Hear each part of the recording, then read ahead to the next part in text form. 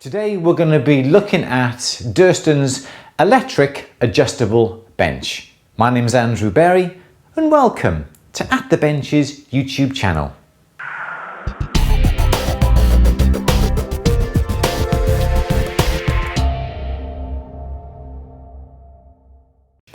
When it's delivered, you have two boxes. You've got the large box here that contains the bench top and the smaller box here that contains the steel legs. So let's get these boxes undone and let's get this bench assembled.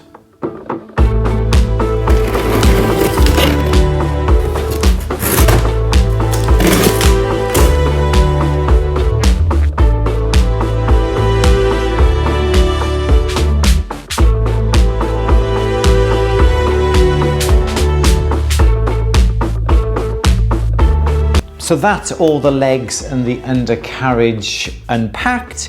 All we need to do now is to follow the instructions and put it together using the supplied screws and Allen keys. All went together nice and straightforward. The screws are all the same size, so there's no getting them mixed up. What I have done is left the two screws in each rail here slightly loose because we don't know how far to put the legs just yet because we haven't unpacked the bench top, so that's the next job.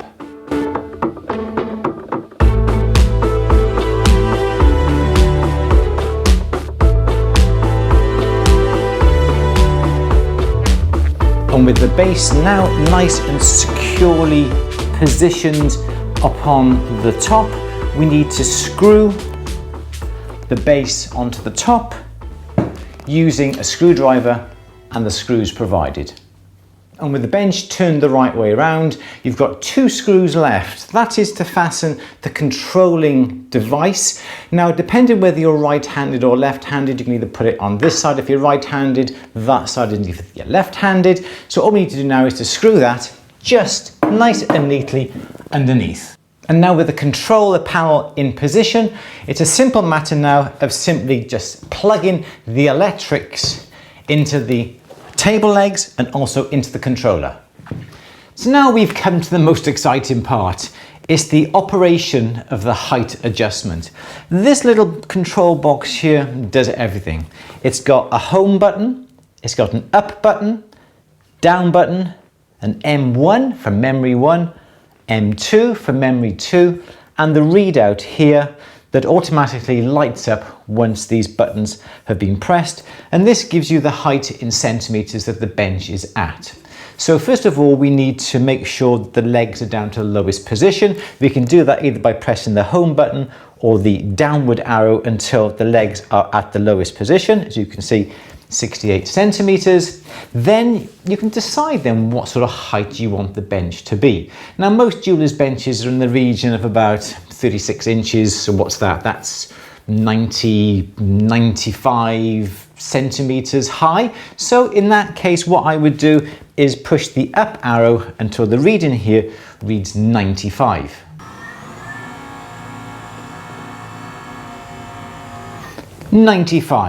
That's the sort of height that I will work at. So how do we set it into that position? Well, we press the home button and also the memory 1 button at the same time. Keep them pressed until you hear a little beep.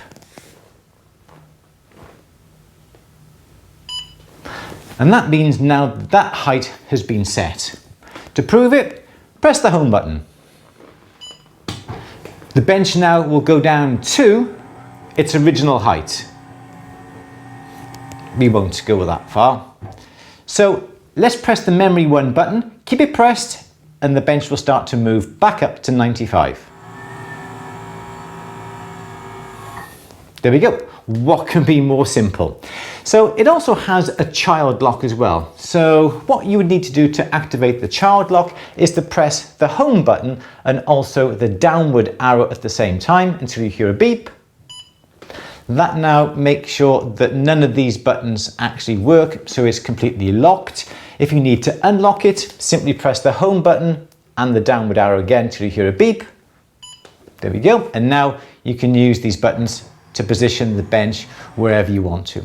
It has two memory positions, so you can go higher, you can go lower. So how high does this bench go? Well, this bench goes right up to 1 meter 15 centimeters high. This is ideal if you want to be standing up and doing some work whilst at the bench, but it's a little bit on the wobbly side at the full height because of the length of the legs, as you can see. So I wouldn't necessarily take it to this height and do some accurate piercing, cutting out, anything like that, because it's just going to be that's a little bit unsteady. So the maximum safe distance is 1 meter 8 centimeters. And that is the maximum height for stability with the bench. Now, as you most probably have seen, it has a lovely steel plate on the front here. Now, there is no area for you to insert your bench peg. So what's this plate for? It's an adapter plate that allows you to put a dovetail plate, typically by GRS. You've got the 6 holes on the front corresponding with the 6 holes on the dovetail plate, and you can simply put the screws through and fasten that to the front of your bench. That enables you then to use your bench peg, and that can be removed, and you can use other products like the GRS Benchmate system or the new Concepts plastic safety screens that go onto this dovetail fitting. You may have noticed that it's got 3 rails running around the outside, on the sides and the back, roughly around about 1 centimetre high. That's to stop any items rolling off the back. Size-wise, the bench is 5 centimetres deep. It's 59 centimetres from front to back and 118 centimetres from side to side. And it's got a recessed area around the front of the bench to keep anything small that you may be working on at the time. In the top right hand corner, it's also got a cable management hole to organise all your leads. An ideal addition to your workshop. My name's Andrew Berry for At The Bench's YouTube channel. Take care. Don't forget, please subscribe if you haven't done so already, and smash the little bell icon there to be notified when films go live on our YouTube channel. Don't forget, please give this film a thumbs up if you like it. And don't forget, share it with your friends. So again, my name's Andrew Berry for At The Bench's YouTube channel. Take care. I will see you next time. Bye bye.